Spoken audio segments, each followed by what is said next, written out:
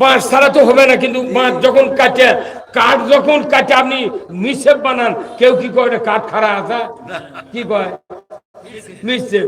কেউ যদি আলমারি বানায় কাঠ দেয় কয় ওটা আলমারি, কেউ যদি সুকেস বানায় কয় সুকেস, ওটা ড্রেসিং টেবিল, কাঠের নাম নেই। কি এটা বোঝা লাগবে, বাঁশ দিয়েই তো হচ্ছে, কিন্তু বাঁশ কাটে যখন নাঙ্গলের পাশে লাগাচ্ছে উঁচার বাঁশ নেয় উঁচা দোগর।